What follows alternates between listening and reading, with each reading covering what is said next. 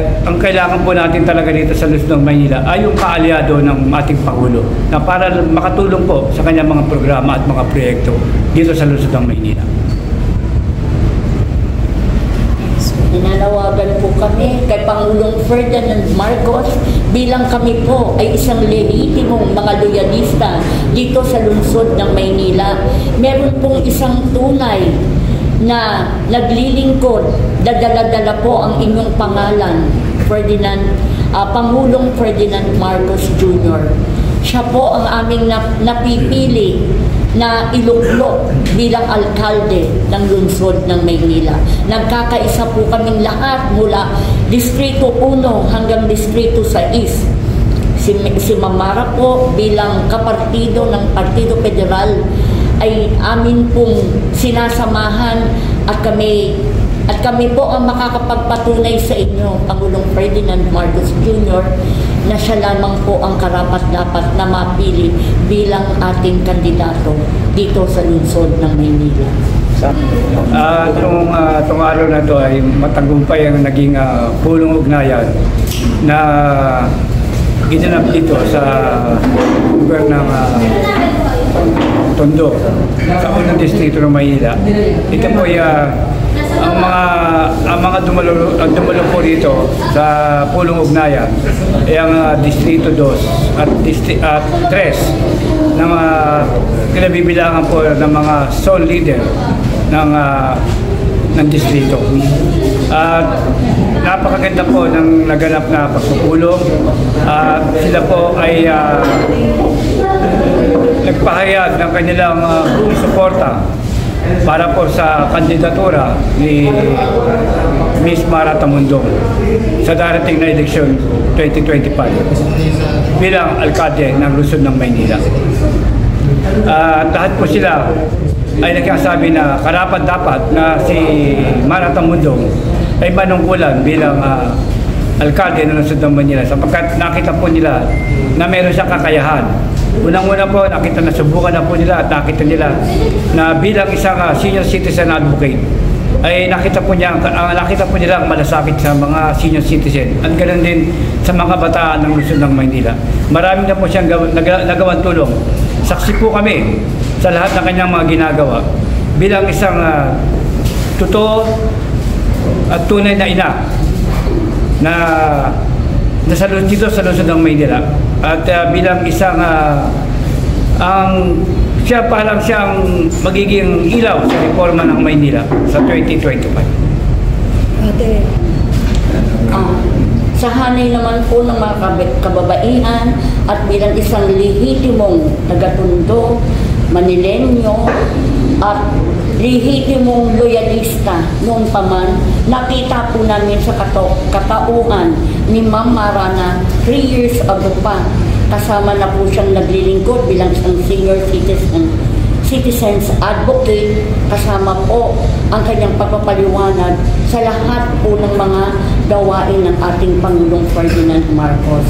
Therefore, dito po sa Tondo, sa katotohanan po, karamihan po dito mga loyalista. That's why nung si Ma'am Mara ay bumababa po dito sa Tondo, mainit po ang pagsalubong sa kanya ng mga tao.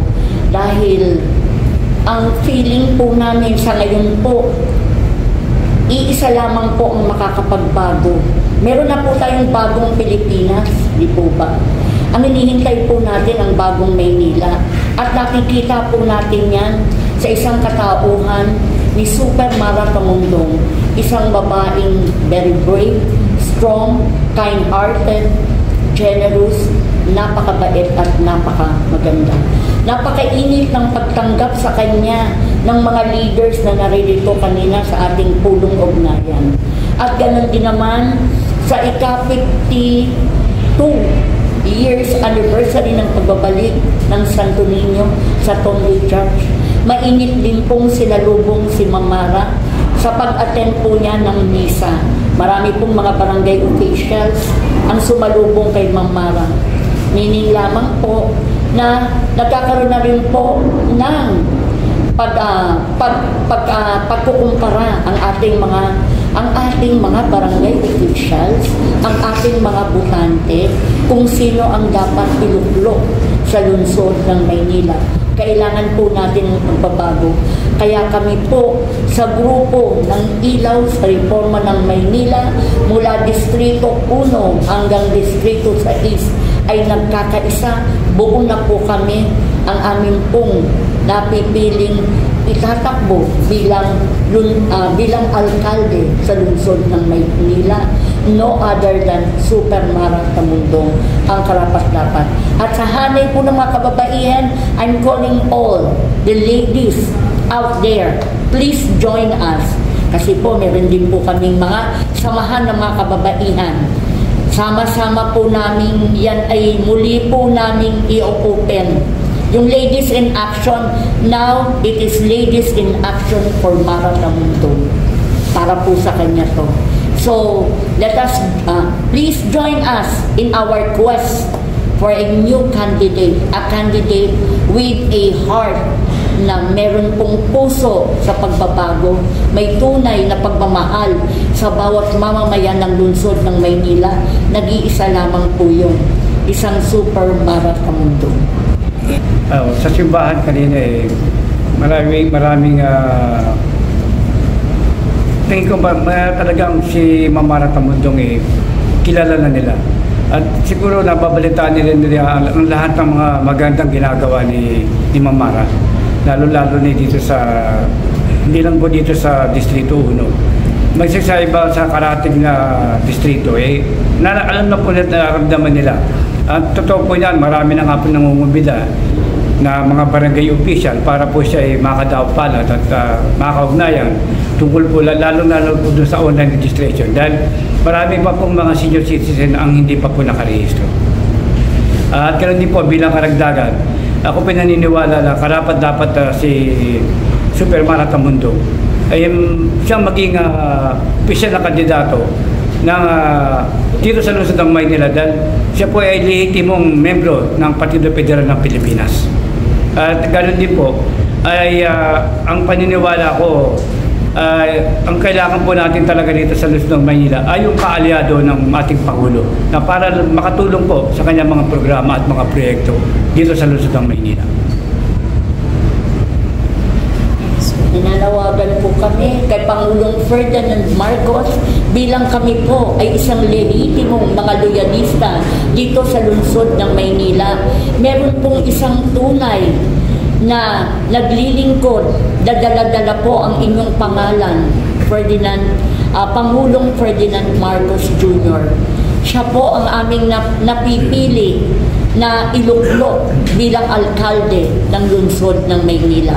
Nagkakaisa po kaming lahat mula Distrito 1 hanggang Distrito 6. Si Mara po bilang kapartido ng Partido Federal ay amin pong sinasamahan at kami po ang makakapagpatunay sa inyo, Pangulong Ferdinand Marcos Jr., na siya lamang po ang karapat-dapat na mapili bilang ating kandidato dito sa lungsod ng Maynila. At sana po ay inyong pakinggan ang aming mga hinaing, panawagan ng Pangulong Ferdinand Marcos na kung meron man po kayong pipiliin na kandidato, sana po sa eleksyon, sa darating na eleksyon ng 2025, sana po ay mapili nyo na po si Mara Tamundong sapagkat siya po ang karapat-dapat.